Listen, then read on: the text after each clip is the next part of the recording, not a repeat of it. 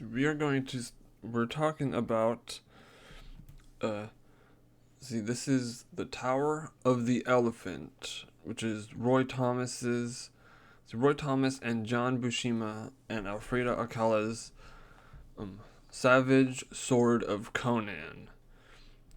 And I'll say one of the things about this comic series that makes it work is it shows that you can have a black and white comic and you can do things like you don't always have to show extravagant detail. Like you can see right here is just a dude in a panel laying down.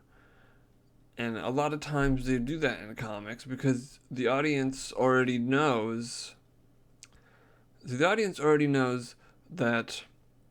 he's obviously standing on ground because the perspective and everything that John Buscema did with the layouts works. But one of the things I will say about the way Roy Thomas wrote these comics, especially Conan the Barbarian, was nobody really stood around talking about nothing. They always did something, and it kept the action going forward, and it worked.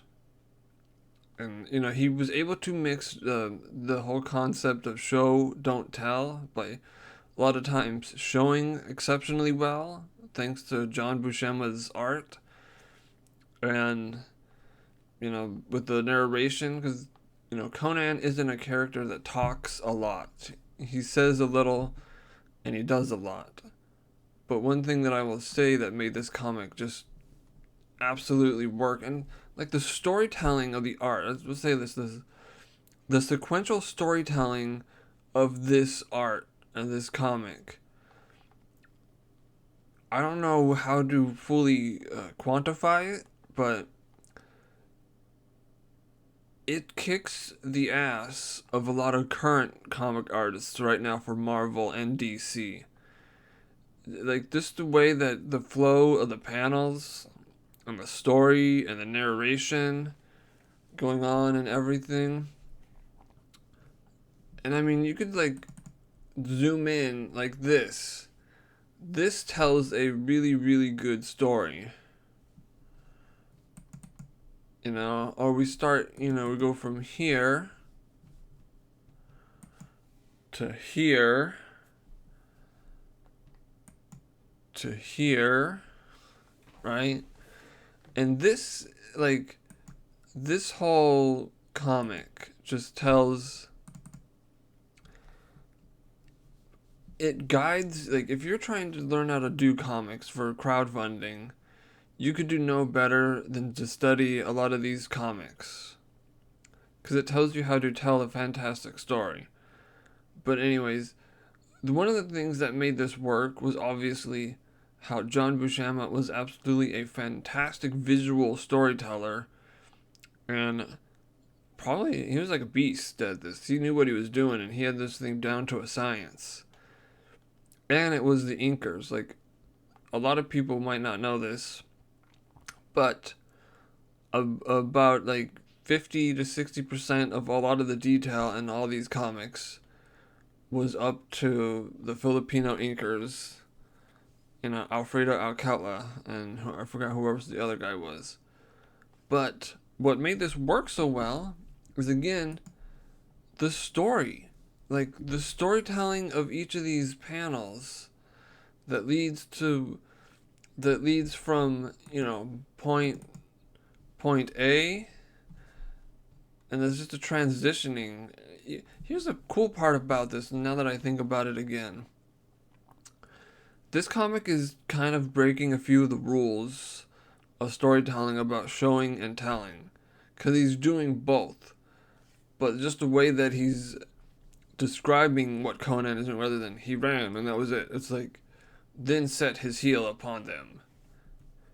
He runs swiftly now toward the nearby shrubbery, still crouching low as he runs, and almost tripping over a form that lies crumpled there.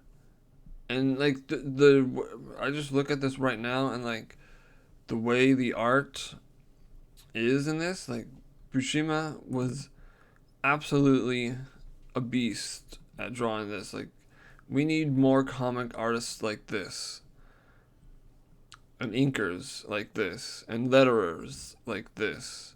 Like, if we had more comics written like Savage Sword of Conan and drawn and inked and lettered like this, comics would probably not be in the position that they're currently at. But, I mean, I'm going to continue on with this. Like, here's the cool thing about this. For people that don't know, right here, this stuff was cut and pasted on there. And I mean, you could obviously tell, but it looks a lot better than the cut and pasted stuff that we get currently, which is just a bunch of black bars that has gibberish on it. Like, this is actual dialogue that you can imagine these characters saying to each other.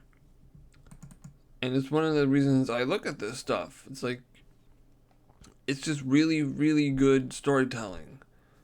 And it worked. But this is like just look at this. Just this art. I'll tell you that, like, I'm going to steal from a few other guys, but the art in this comic and the visual storytelling of it gives an elbow drop from the sky onto just about anything and everything that is going on at Marvel and DC right now. It kicks all forms of ass. It's like, I mean, look at this. If we had more comics like this, they would probably not be in such dire straits right now.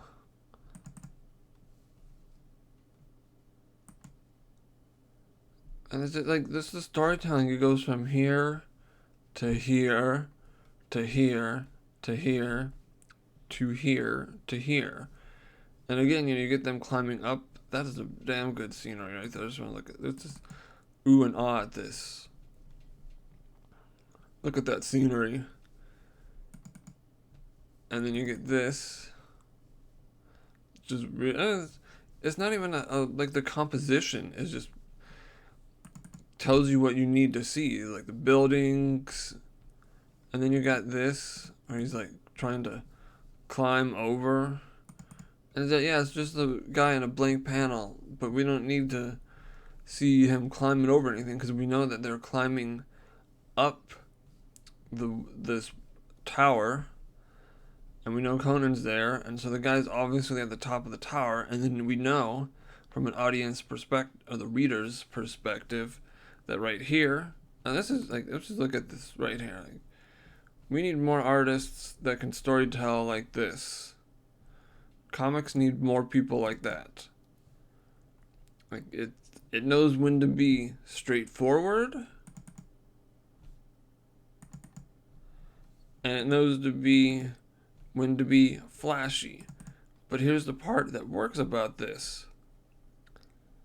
Is because it knows when to do both, it knows when to do both at the right time. So there's a great counterbalance to each and every one of them. And again, with the copy and pasted, this came out in the 70s, and this already looks way more professional and much better than the copy and pasted dialogue that you get in current comics.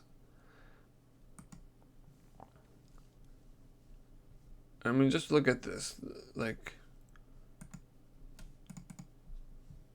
this is, again, if you're trying to learn how to do comics, you would do yourself a disservice of not reading these comics.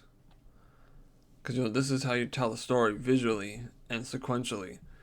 But I mean, we just want to talk about this art here. Like, Buscima was a master of storytelling, visually and sequentially. And then Roy Thomas obviously was a fantastic, writer for this series. I'll await you within this chamber. Conan senses scant reason for this, and indeed, a faint suspicion of his compassion abruptly touches his naturally wary soul. Like, what's funny about this? If you read these comics, you can actually hear the Conan the Barbarian theme from the movie play in the background. I shit you not, that does happen. It's the truth. So, anyways, just moving on. I do recommend these comics. Again, like look at this right here. There's no background. I point this out now. There isn't a background here, but do you really need a background telling me of everything? Like, do we need ground under this giant spider and this? I mean, even this page, it's like it's Conan. The panel, like it does, he's breaking a few of the rules when it comes to telling a story, but he's doing it in such a monumentally awesome way. Like it tells you the story of the spider. Conan leaps. As the spider pulls his leg, and then he does this, and then it goes from here, and then it goes from here, and then BAM! Like, you look at this stuff, and it's just, that's pretty cool. That's nice. That's some nice gore right there. See, the jewels and the spider getting smushed. And it's missing a leg. But I always look at this stuff. Like, this is some really, really awesome storytelling, and we need more of it in comics. We need more comics drawn and written like this. I'm sure they would sell a hell of a lot more than what they're currently doing.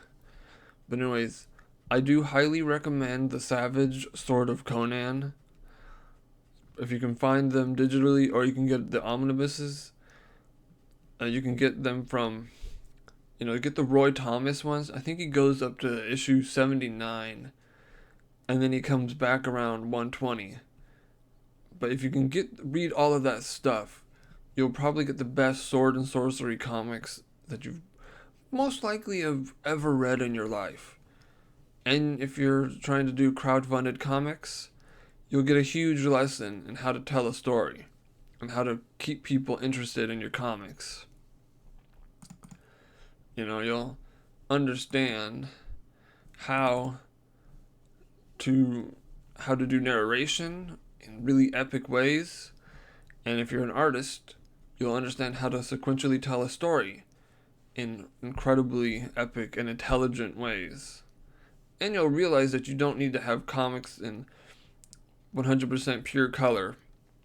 And you don't even have to put a lot of detail in every little thing. Like, there's no background right here. It's just Conan going down, and that's a really awesome flight of stairs. Look at that. It's just Conan going down a flight of stairs, and here's a wall.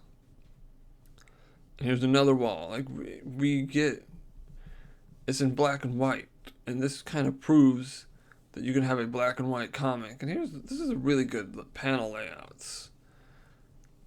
Again, if this is like, if you read this stuff,